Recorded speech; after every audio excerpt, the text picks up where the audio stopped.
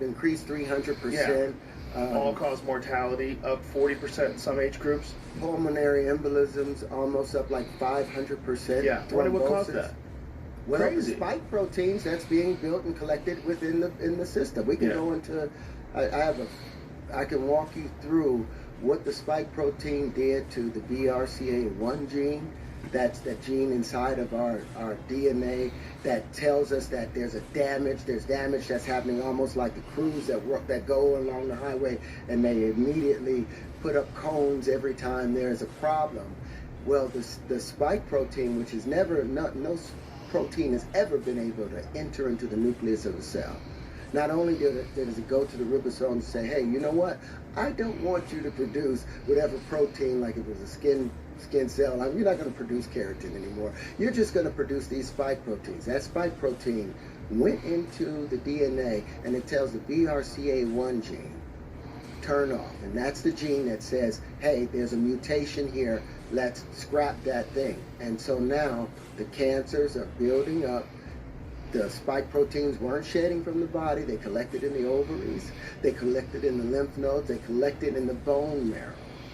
So now we have all of these diseases that's showing themselves because the body is overwhelmed trying to deal with the spike protein that's attaching itself to the ACE2 and the endothelial cells in our vascular system for everybody out. And the more boosters you get, boom, you're turning your system off. You're turning it off. Your body cannot defend itself, and it's just collecting. But it also showed me the bizarre state of human psychology.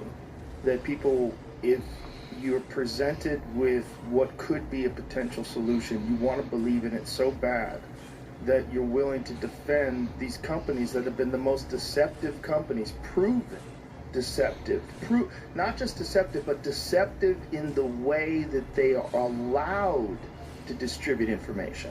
They're allowed to not be transparent about their studies. They could have multiple studies that show a negative cause or a negative effect, and they don't have to release those studies. Why?